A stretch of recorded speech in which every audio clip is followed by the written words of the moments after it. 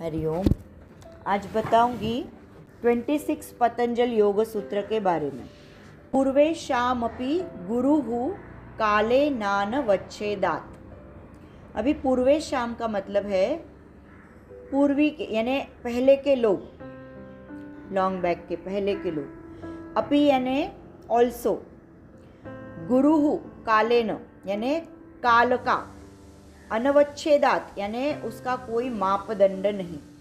तो इसका मतलब क्या है कि ईश्वर को काल का कोई मापदंड नहीं रहता है, यानी कि आज है कल नहीं, ऐसा नहीं रहता है। ईश्वर परमानेंट है।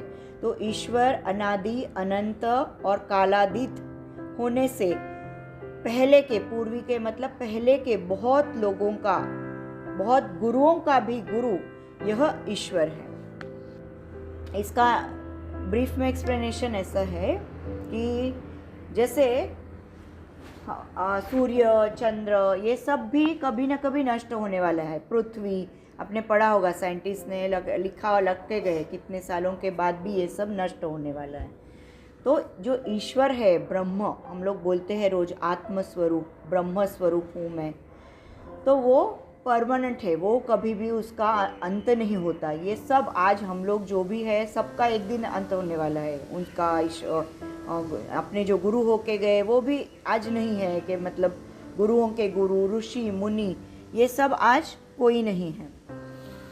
तो उस जो परमानेंट जो ईश्वर है, आत्म तत्व हमारे अंदर जो है, वो हमेशा हमारे अंदर है, लेकिन उसको बाहर निकालने के लिए किसी की ज़रूरत होती है। वो ब्रह्म तत्व यानी जो ओरिजिनल है वो सब हमारे अंदर है। तो अध्यात्म यानी क्या, कि जो हमारे में ही है वही हमारे गुरु हमारे में से बाहर निकालते हैं। वो जो हमारे अंदर ज्ञान है, जो हमारे अंदर क्वालिटीज़ है, वो बाहर निकालने के लिए गुरु की आवश्यकता होती है। तो गुरु हमारे बहुत होते हैं, मतलब कोई ऋषि मुनि, संत, साधु, महात्मा जो भी है, लेकिन वो परमानेंट नहीं है। अभी आज है तो कल नहीं होंगे, हमेशा है, ऐसा ये परमानेंट है ऐसा नहीं होगा। लेकिन वो जो ईश्वर है वो हमेशा परमानेंट रहता है। गुरुओं के भी गुरु वही है, मतलब जो पहले गुरु होके गए हैं, पतंजलि मुनि कहो, स्वामी स्वात्माराम कहो, गोरक्षनाथ कहो, जो भी हमारे गुरुओं के गुरु है, संत मुनि हैं, उनके भी गुरु, सभी का गुरु एक तत्व, परम तत्व यानी कृष्ण भगवान। कृष्ण भगवान भी हम कह सकते हैं, ब्रह्मा विष्णु महेश भी हम कह सकते हैं, क्योंकि वो सब वही है और वो हम सबके अंदर है। गुरु क्या करते हैं, सिर्फ उसको बाहर निकालने का काम करते हैं।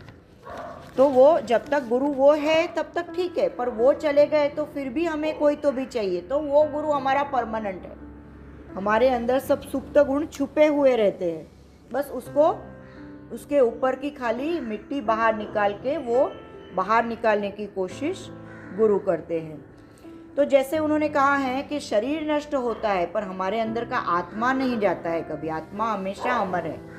तो आज ये शरीर है तो कल दूसरा शरीर होगा, लेकिन जो हमारे अंदर आत्मा है वो कभी नहीं जाता है। तो इसीलिए उन्होंने ऐसा कहा है कि प्राचीन गुरुओं का भी गुरु वह ईश्वर है और उसको कोई काल की मर्यादा नहीं, यानी कृष्ण विल बी परमानेंट। ये पृथ्वी, अग्नि, वायु, ये सब एक दिन नष्ट हो जाएगा, पर वो कृष्ण तत्व वो कभी भी जाने वाला नहीं है।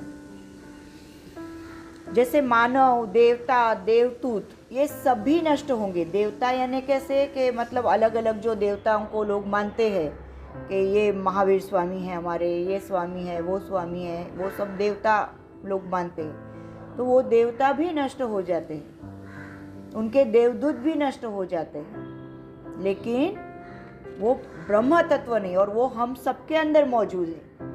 हमको एक दूसरे के अंदर वही देखना है कि इसके अंदर भी अच्छा ब्रह्म तत्व है, मेरे अंदर भी है, बट किसी किसी का वो ढका हुआ रहता है, तो उसकी वजह से वो बुरे काम करते हैं। हमको लगता है वो इंसान बुरा है, तो वो उसके पूर्व जन्मों का परिणाम होता है, पूर्व कर्मों का परिणाम होता है, तो उसकी वजह से वो एक्ट, और उसको अपने अंदर की जानकारी नहीं हुई, अज्ञानता रहती है, उसको पता नहीं रहता, और उसको जागरूक करने वाला कोई गुरु मिला हुआ नहीं रहता है। तो जब गुरु की कृपा हो तो समझ लेना आगे की हमारी यात्रा सफल हो गई है। और वो गुरुओं का भी गुरु वही है। मतलब अगर वो गुरु अगर जिंदा नहीं हो तो भी हमें डरने की ज़रूरत नहीं, क्योंकि उसने हमको हमारे बाहर की मिट्टी तो हटा दी है। तो अभी अपने आप को उस गुरु परमात्मा के साथ कनेक्शन बनाए रखना है। ठीक है।